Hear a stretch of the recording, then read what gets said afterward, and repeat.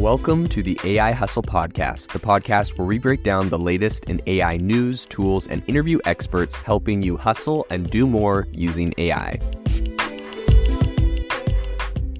If you've been following the podcast for a while, you'll know that over the last 6 months, I've been working on a stealth AI startup. Of the hundreds of projects I've covered, this is the one that I believe has the greatest potential. So today I'm excited to announce AIBox. AIBox is a no-code AI app building platform paired with the App Store for AI that lets you monetize your AI tools. The platform lets you build apps by linking together AI models like ChatGPT, Midjourney, and 11 Labs. Eventually will integrate with software like Gmail, Trello, and Salesforce, so you can use AI to automate every function in your organization. To get notified when we launch and be one of the first to build on the platform, you can join the waitlist at aibox.ai. The link is in the show notes. We are currently raising a seed round of funding. If you're an investor that is focused on disruptive tech, I'd love to tell you more about the platform. You can reach out to me at jaden@aibox.ai. I'll leave that email in the show notes.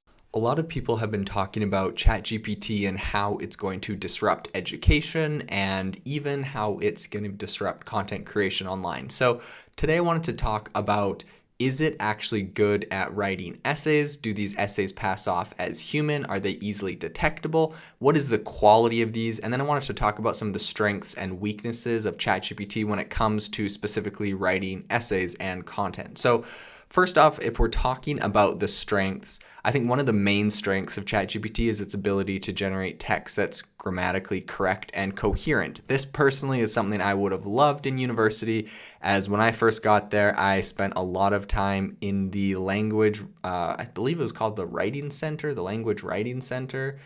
English Writing Center, something like that. Anyways, there was these tutors that really helped me. There was me and all of the foreign exchange students there getting our essays written. That was not my strong point. I was better in the business department.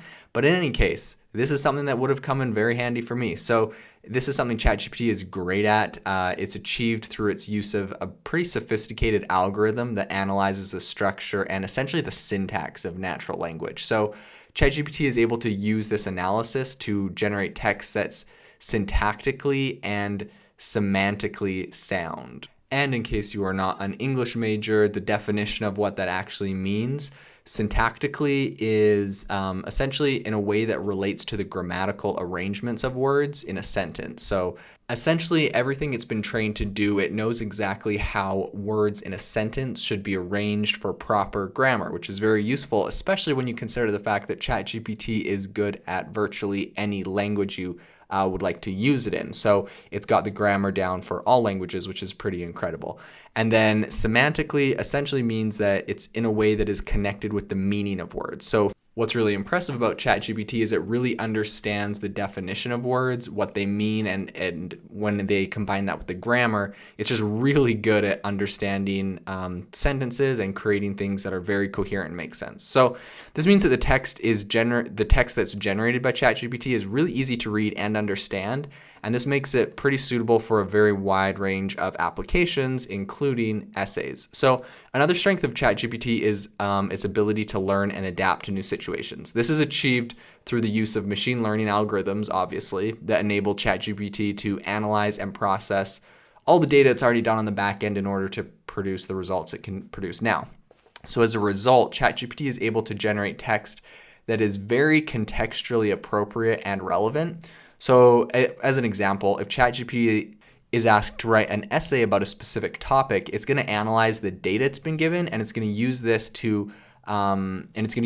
analysis to generate text that's relevant to the topic, right? Obviously, we've all seen this in ChatGPT in the past, using it to write things. It's also capable of generating text that is original and creative. So this is achieved through the use of neural networks that enable ChatGPT to generate text that is pretty similar to human writing. ChatGPT is able to use this technology to generate text that's not only grammatically correct and coherent, but also unique and creative. And when I say creative, I'm going to put a little asterisk by that, because a lot of people worry that if everyone used ChatGPT to write their essays or to write content for their websites, we'd really get into this homogenized kind of system where everything is created by the same person is similar. But I will say you can get a lot of creativity, right? This thing was trained on the entire all books and websites ever created, essentially, not literally, but pretty close.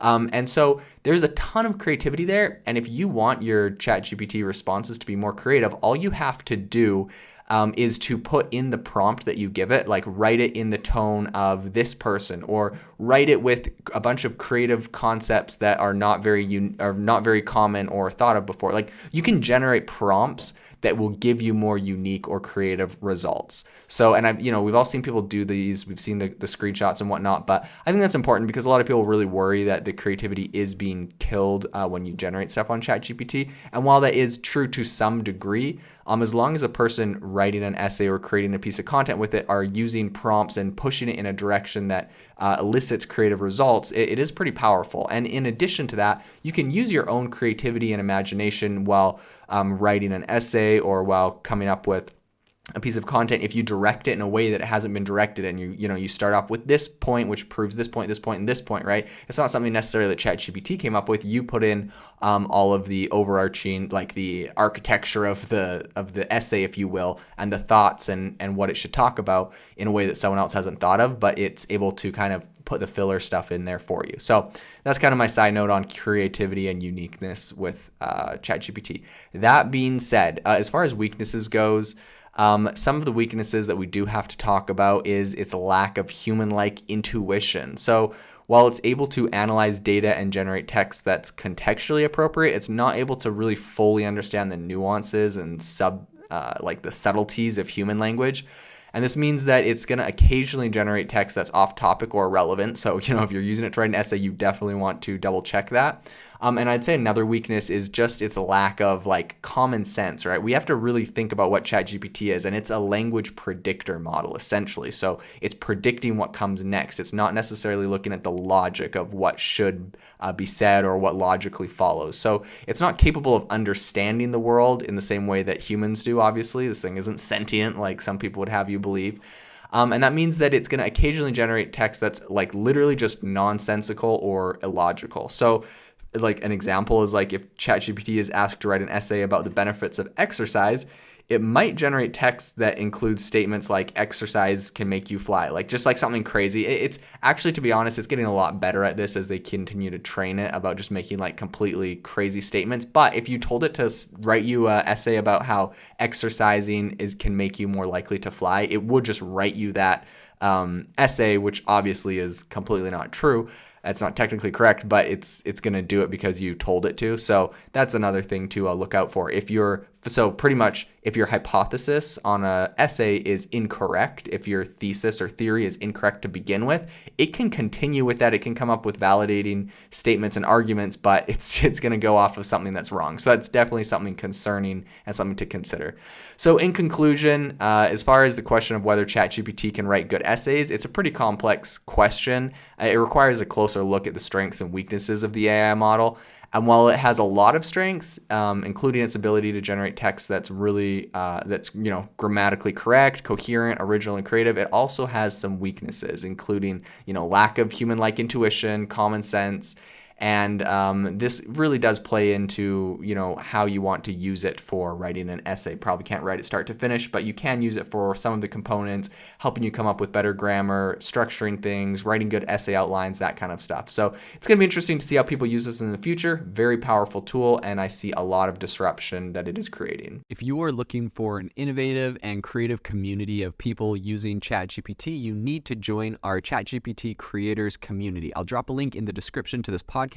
We'd love to see you there, where we share tips and tricks of what is working in ChatGPT. It's a lot easier than a podcast, as you can see screenshots, you can share and comment on things that are currently working. So if this sounds interesting to you, check out the link in the comment. We'd love to have you in the community.